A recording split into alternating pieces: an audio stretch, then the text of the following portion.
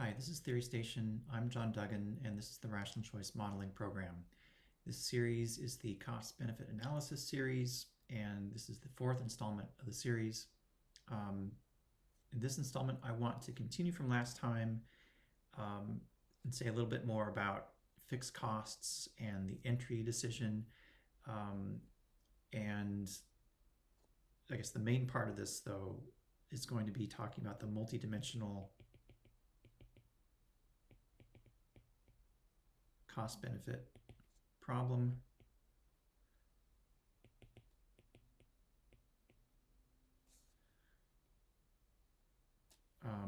So we'll get to that in a little bit. Continuing from last time, though, we were talking about situations like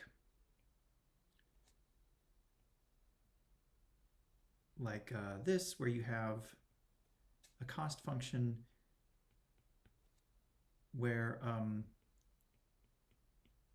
the cost of zero, even before you produce the first unit, there's a cost you have to pay, this fixed cost idea. Okay.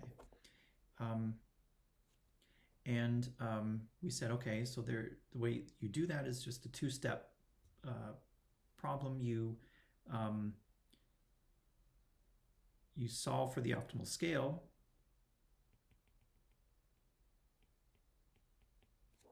and then if that maximized net benefit's positive, like it is here, you opt in, you enter into production, or you engage in this activity.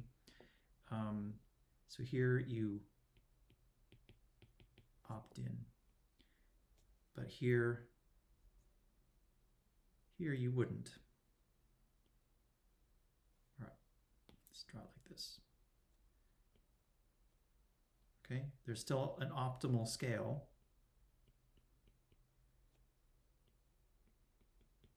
but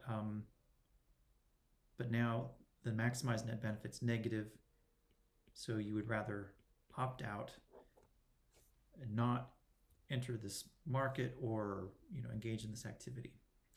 All right. Now you can see what's going on in these kinds of pictures, but I wanted to spend some time talking about looking at things from the marginal point of view. Okay, so we saw that in the general problem, the first order condition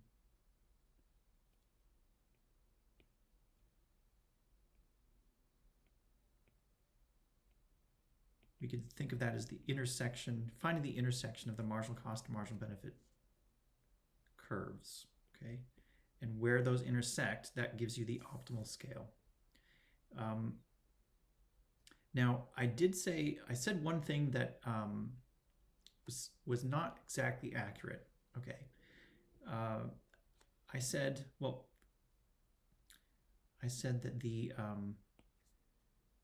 that you can see the total benefit as the area under this marginal benefit function, and you can see the total cost as the area under the marginal cost curve. Okay, that's not exactly right, because that's correct if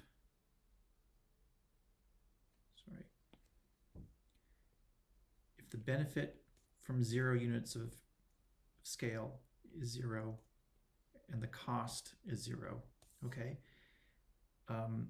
That's usually the way I draw the pictures, but it doesn't have to be like what we're seeing here. So so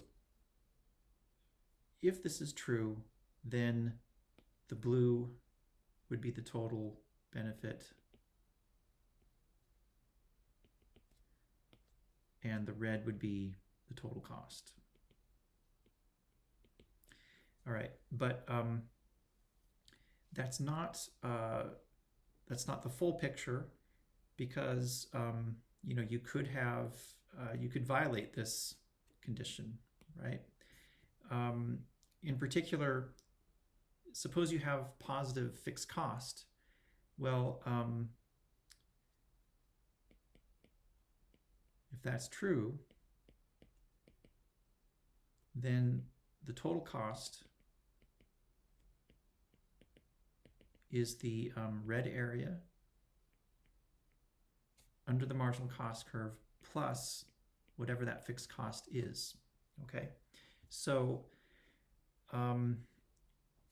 if there is some fixed cost, when I look at this marginal diagram, I can see where the optimal scale is, conditional on having to engage in this activity. But if I want to see where, if I want to see, right, let me put it this way. The picture I've drawn here is adequate if I want to just choose the optimal scale. But if I actually want to decide whether to enter into production or engage in this activity, it's not telling me as much as I need to know, because in this marginal diagram, I don't have anything about the fixed cost. Okay, if the fixed cost is too big, then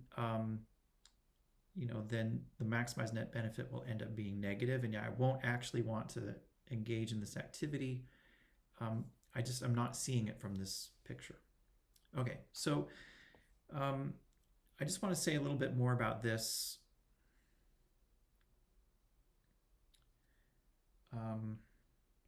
This marginal analysis.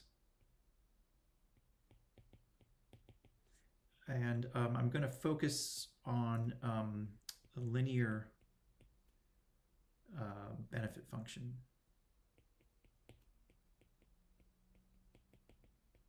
Okay, so let's assume the benefit function is just beta times x, where beta is some positive parameter. All right. Now I want to, we've talked about costs and marginal cost. Let me add a different idea, which is just the average cost. All right, and that's not difficult, but when x is positive, I can just look at the total cost and divide by x. That gives me the cost per unit. That's the average cost. So you might write that. You might use this notation AC of x for average cost of x. Now let's put that in the picture, but it's not quite clear how to do that yet. Let me just take the derivative of this average cost. Actually, let me start doing it, and then I'll expand on it. All right, so the average cost function is going to look something like this. That would be typical if there's a fixed cost. Okay. And then you have a, and then the cost function is convex. It's going to give you this kind of shape. Notice at this point here, let's call it x bar, the average cost is minimized, and the slope of the graph at x bar is 0. So let's take the derivative of average cost. All right, so that's just the derivative of this ratio. And we use the quotient rule, so here I'll stick with the MC notation, right?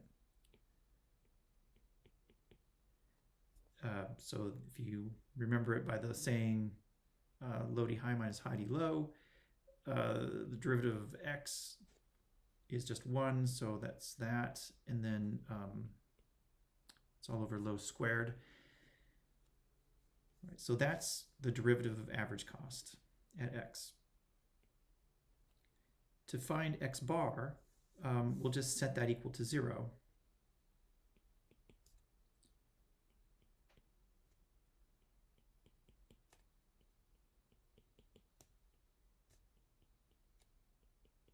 Okay, well, and we're going to solve that equation to find x bar.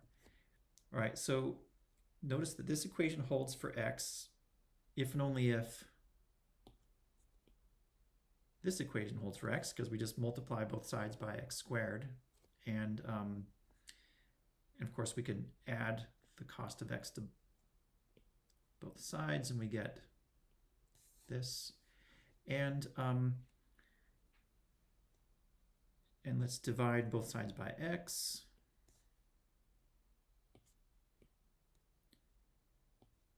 But of course, c of x over x, that's just average cost. All right, so what we see is that at this point where average cost is minimized, marginal cost is equal to average cost. Now, why am I mentioning that? Well, because if I put marginal cost into this picture, that tells me that it has to cut, I just missed it barely here. It has to cut the average cost right at x bar. Okay. So, and this actually makes sense if you think about it, because, you know, suppose initially you have some fixed cost, and then you start, you know, increasing the scale. Well, the marginal cost starts off low, and that's going to bring down the average, right? Initially here, as you increase the scale, each additional unit of scale is less than the average. That's going to bring down the average cost. That's why the average cost is decreasing here. But at some point, the marginal cost is increasing, and it crosses the average cost. And now over here, as you increase the scale, each additional unit of scale is costing more than the average, and that brings up the average cost, and that's why it's increasing over here. All right, so I don't know if that intuition got through, but the picture looks like this. All right, so the next thing I want to put in here, though, is the marginal benefit. And that's just this, it's a constant, right? Because the benefit function is linear. So it's constant at beta. And I can put that in, let me first put it in here.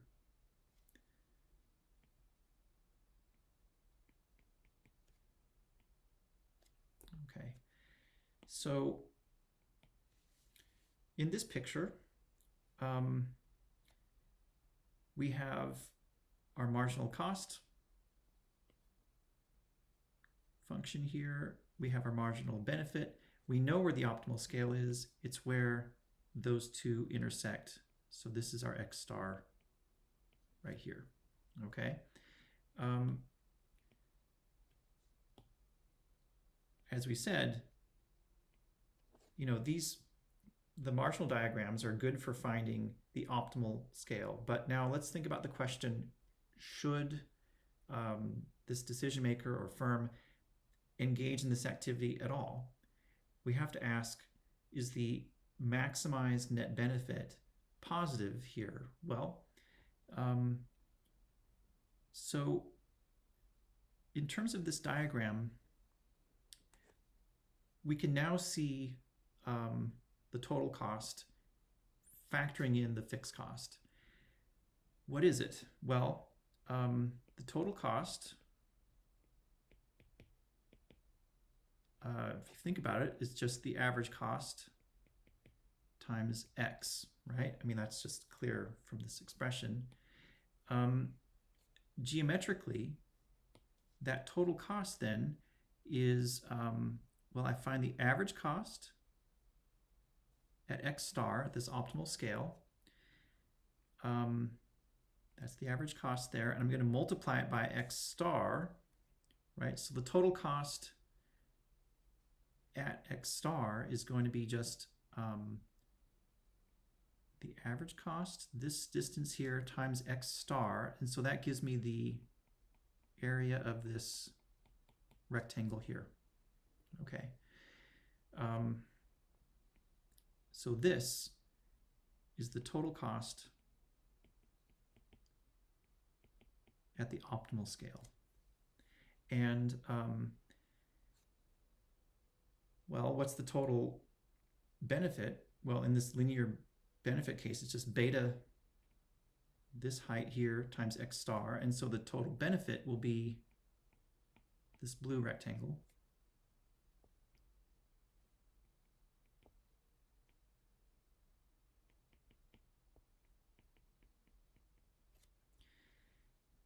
All right, and you can see the blue rectangle is bigger than the red rectangle. So that means that the maximized net benefit in this case is positive, and this decision maker or firm should enter into this activity. And you know, that's how you can see this decision in this kind of marginal diagram. We needed a little more information though. I had to put in the average cost curve, which would then allow us to see what the total cost was, including the fixed cost. All right. Well, but this is just one possibility, right? So in this possibility, the decision maker should opt in. But let's just do the other case. All right, I have my average cost curve. I have my marginal cost curve, which has to cross right at that minimizing point, that x bar. So this is MC of x. Okay. Now let me put in the marginal benefit function. Again, it's just constant at beta, but let me put it down here now. Okay.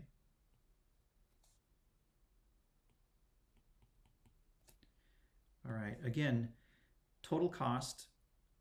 Oh, and so let's also locate the optimal scale. The optimal scale is going to be where marginal benefit intersects marginal cost. All right, so here's our x star. All right, so what's the total benefit at x star? Well, it's going to be the area of this rectangle here. So it's this blue area. What is the total cost? Well, I go up to the average costs. So here's that's the average cost of x star here. Total cost is going to be then average cost times x star. So it's going to be the area of this red rectangle. And you can see the red rectangle is bigger than the blue rectangle. In this case,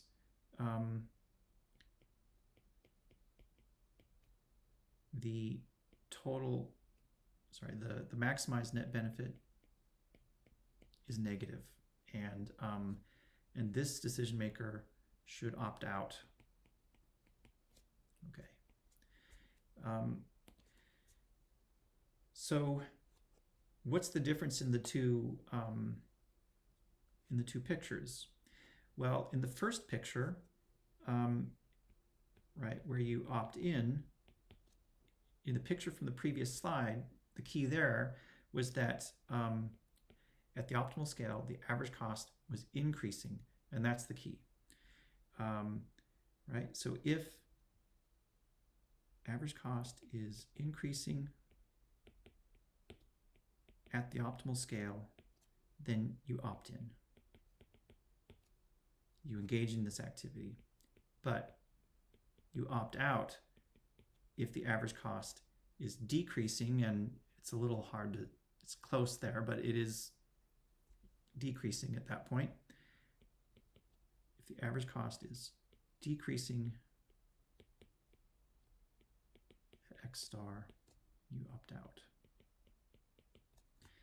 All right, so that's how to see the entry decision with the marginal diagram, assuming a linear benefit function. If the benefit function is nonlinear, well, then we would also have to look at the average benefit, and I'm not going to get into all that. But that's the picture of the entry decision in terms of these marginal curves. Okay, so in the second half of this installment, I want to look at the multidimensional problem. Okay, and what I mean by that is, let's say there are two scales that are being chosen.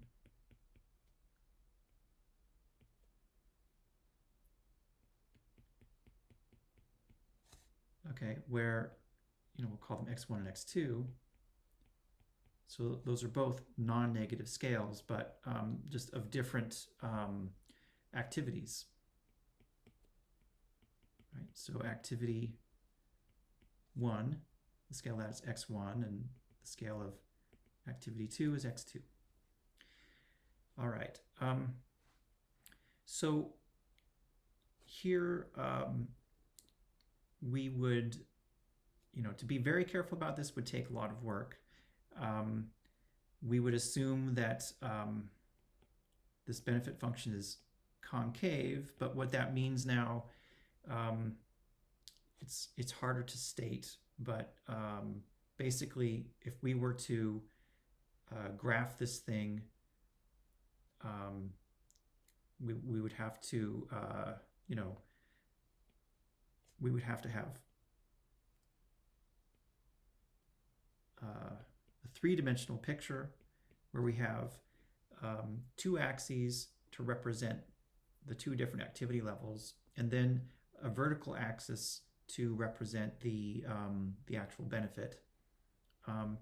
And if we are, so what does concavity mean? It means that the graph of that function is going to have kind of a hump shape to it. And so it would look something like, that's not a great picture though, actually, now that I think about it, because we do want the benefit function to be increasing as well.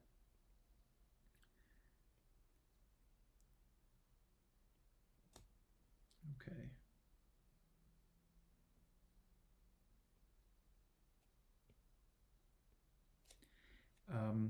All right, and so at any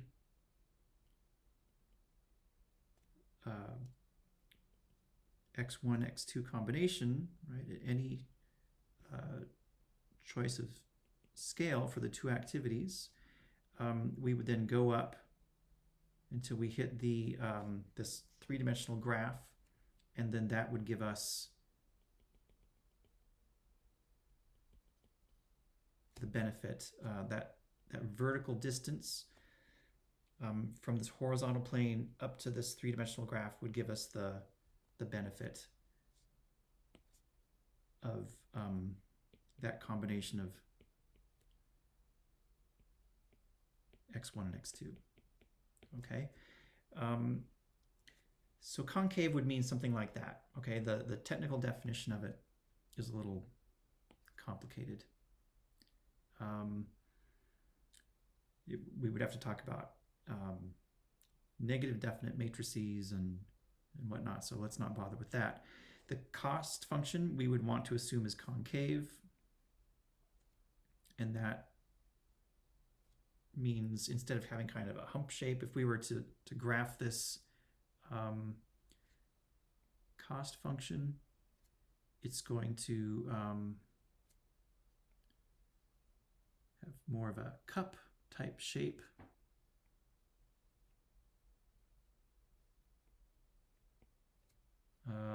Not sure how clear that is, but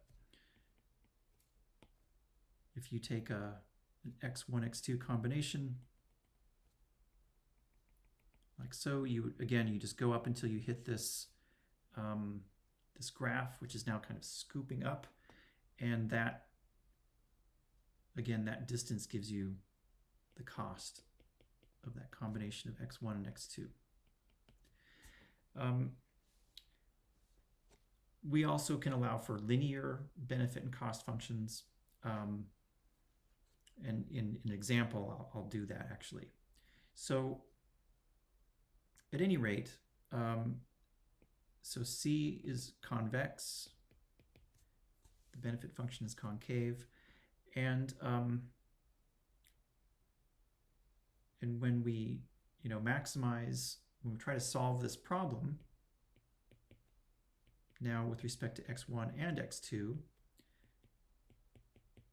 we can use a first order approach.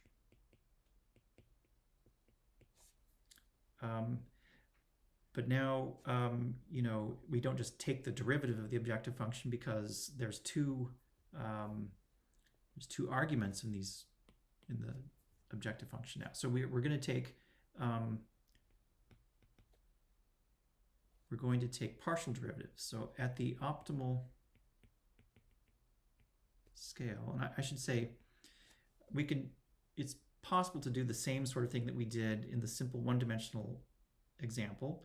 We can give conditions under which there is an optimal scale, and then as long as at least one of these functions is strictly convex or concave, it's going to be unique.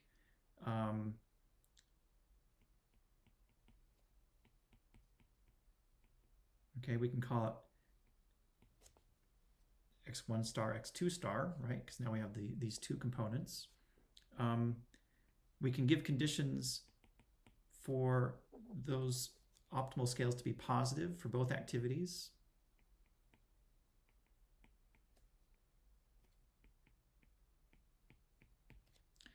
All right, so in that case then,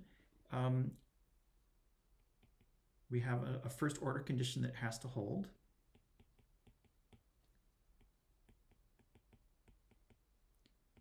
And now, excuse me, now the first order condition is going to be represented by two partial derivatives. So I take the partial with respect to x1. I'm evaluating at the optimal scales. Let me just do it like this first. So I'll take the partial derivative with respect to x1 of the objective function evaluated at the optimal scales. That has to be 0.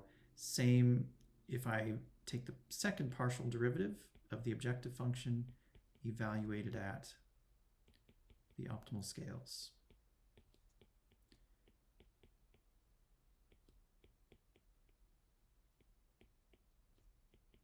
Okay, so this gives us the first order condition.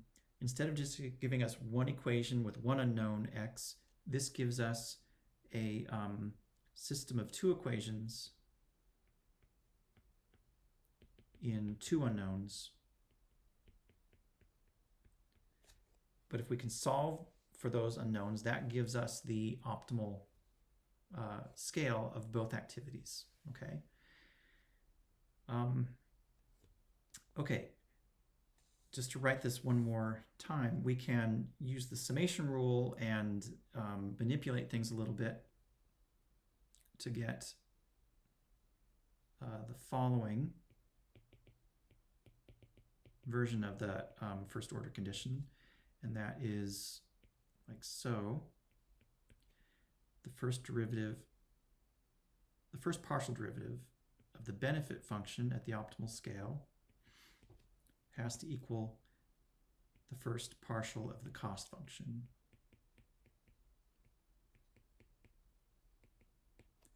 And same with the second partial derivatives.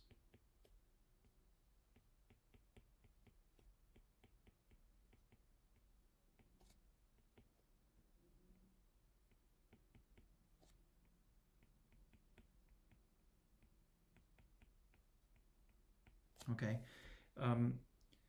Now, solving two equations for two unknowns, it's harder. And, sometimes you can't do it if things are too messy. But, I'm going to choose an example where we can. Okay, so that's the first order approach. I want to apply that to an example, kind of a canonical example of a firm. Again, a competitive firm, meaning that it takes the output price as given. Okay, but now a firm that's choosing two inputs in order to generate that output. All right, so to set it up, we have our output, which is the same as before. There's going to be a price per unit that is just fixed. The firm takes that as given. And all right, but now I want to think about the production process here. I'm going to assume that there are two inputs to production, x1 and x2. Okay, input 1, each input has some price per unit. Again, the firm takes those as given, and W1 will be the price of x1, W2 will be the price of x2 per unit. Right. But I also need to specify the production function. Okay, so here,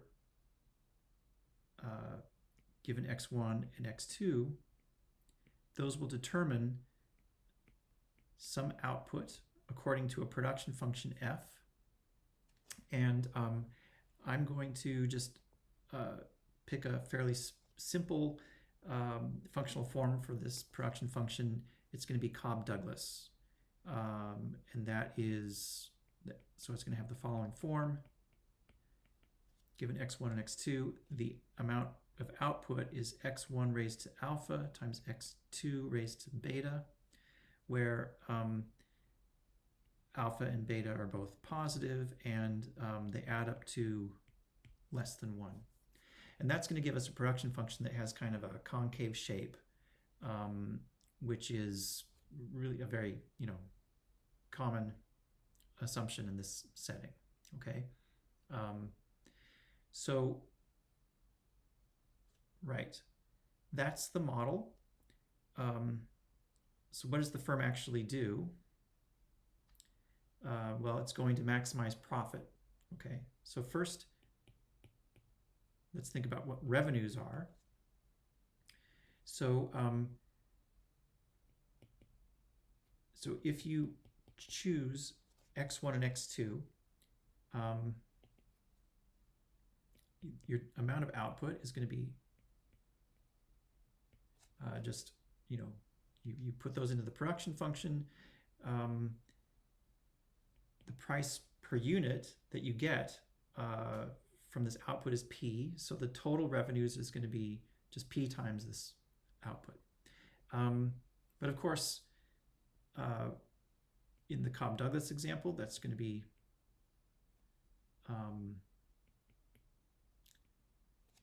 just like so. Of course, the cost of x1 and x2 is, well, if you're using x1 units of the first input and they cost W1 dollars per unit, the amount you spend on the first input is this. The amount you spend on the second input is similar, and your total cost is like so. Profits are just revenue minus cost, and so that's going to be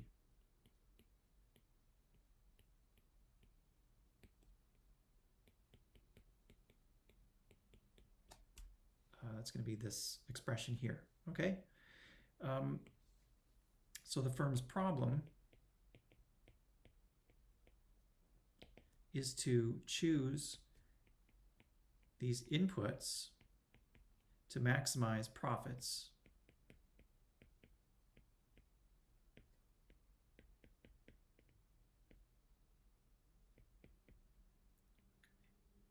So that's the problem.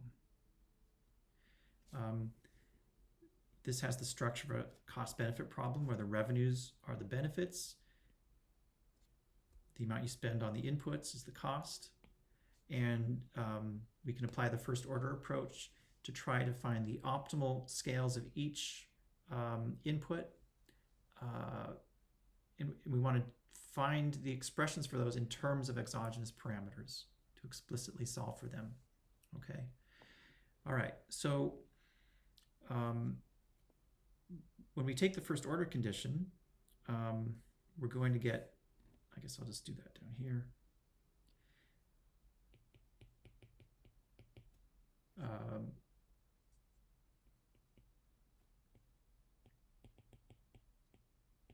right. When we take the first partial derivative of revenues with respect to x1, we get this expression. When we take the first partial derivative of cost, we just get w1, okay? And we set those equal to each other. And we do the same thing for the second partial derivatives.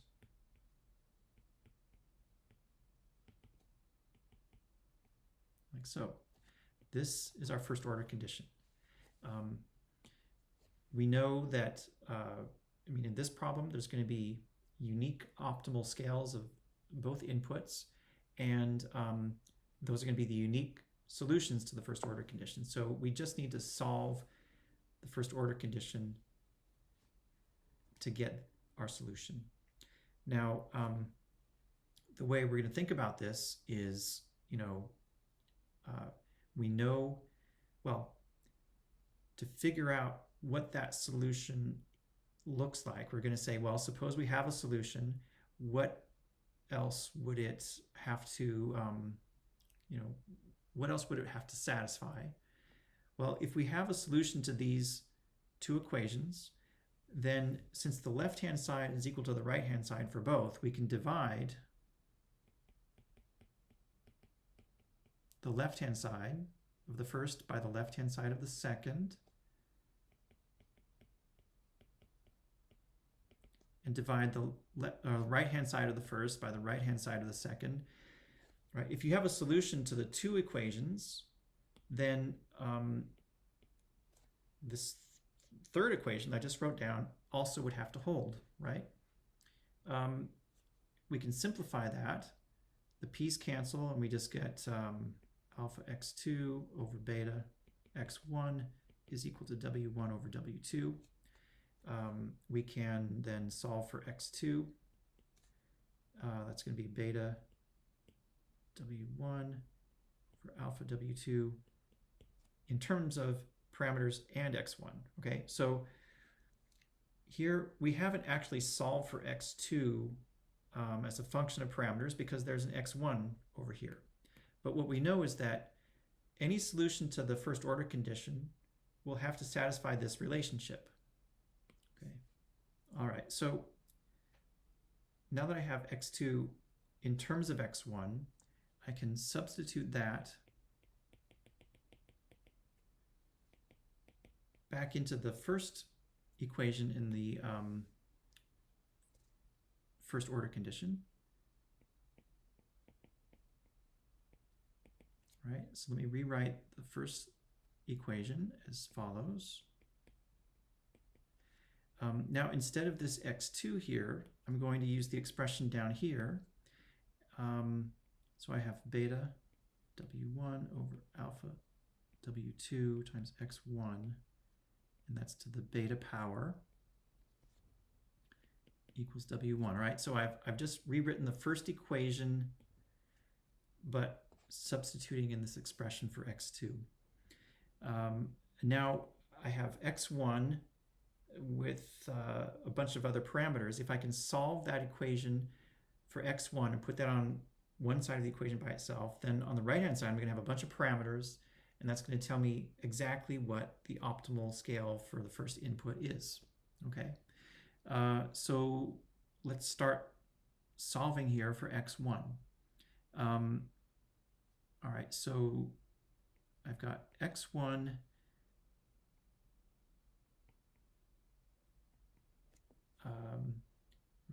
alpha minus 1. It's also here raised to the beta. I'm collecting those together. And then that equals, well, I have W1. I'm going to divide both sides by alpha P. And I have to divide both sides by the expression in parentheses. And I'll just do that like so.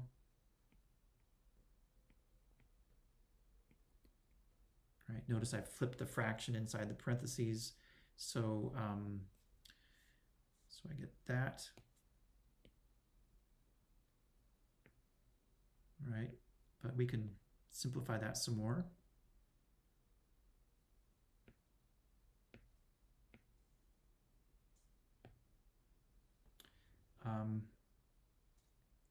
So here I have a W1 in two places. I have it by itself raised to the first power, and then I have it in this denominator here raised to the beta. So I can collect those together like so. That's a W1. And the alpha as well appears in two places. It appears by itself in this denominator here, and then in the parentheses, it's raised to the beta power. I can collect both of those together like this, and then W2 is raised to the beta, as is beta, and I have my 1 over P. All right, now I'm going to raise both sides of this to the 1 over alpha plus beta minus 1.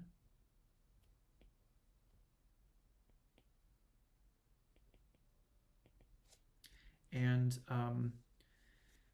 right, and then what I have here is on the left-hand side I have x1, and on the right-hand side, if I just clean this up a little bit, I have my 1 over p. I have w1 over alpha raised to the 1 minus beta. I have w2 over beta raised to the beta. And then the whole thing is raised to the 1 over alpha plus beta minus 1. Remember, alpha plus beta is less than 1, so the way I've done this, I actually have all of this raised to an exponent that's negative. I kind of like to have the exponents be positive, and so I'm going to just flip things around.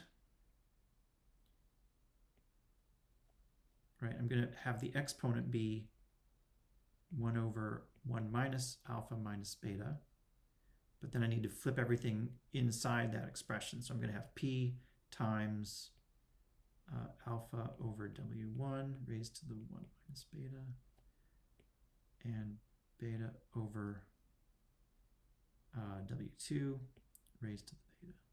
All right, so that is a fairly clean expression. It's always a good idea to make sure things make sense, right? So let's play around with this. Suppose p increases. According to this expression, x1 would increase.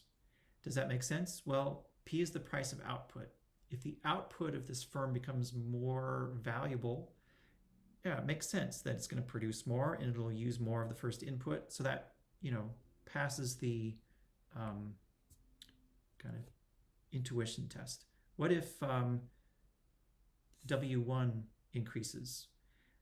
Well, if the price of that factor increases, in this expression, you can see that that's going to decrease x1, and it makes sense. If the input becomes more expensive, you're going to use less of it. In fact, even if the second input becomes more expensive, you use less of x1. That doesn't have to be, but it does make sense. If the second input becomes more expensive, you're going to produce less output, and then you don't need as much good input 1 or 2. So this all makes sense, and that gives us our optimal scale of the first input. All right, so at this point, we have solved for x1, and now what we have to do is go back to our expression for x2 in terms of x1. And that was this right here.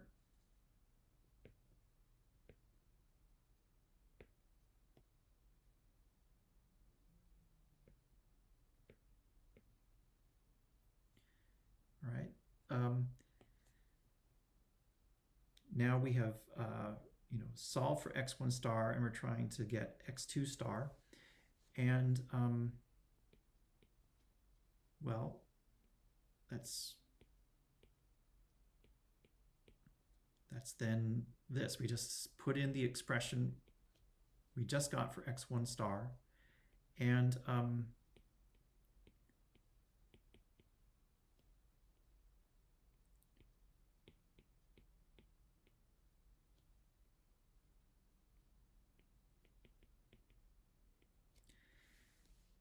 we get this, which is kind of messy. Now, at this point, I just have to emphasize something. When you look at this expression for x1 star, you can already tell what x2 star is going to look like just by symmetry. You know it's going to be the same, just switching alphas and betas, switching 1s and 2s. So I know that x2 star is going to end up looking like this. P times what? Well, instead of alpha, I'm going to have beta. Instead of W1, I'm going to have W2. I'll have 1 minus alpha. I'll have alpha over W1, like so. And then in the exponent, that doesn't change. So I know it's going to look like that by a symmetry argument. However, you can't skip this step, okay? You can't just say, oh, by symmetry it's this, because it's too easy to make a mistake. With this kind of problem, there's algebra errors all over the place. So what you have to do is you do the substitution here, and you get this expression, and then you simplify it. And after you simplify, it should have the form down here, okay? So you can use symmetry as a check to make sure you got the algebra right. Don't skip this, this step here.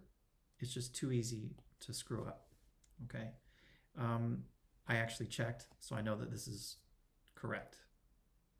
All right, so here we've looked at the multidimensional problem of a firm that has to maximize profit. We've seen that this first order approach extends, and for this special Cobb-Douglas case, this is what it looks like. We get our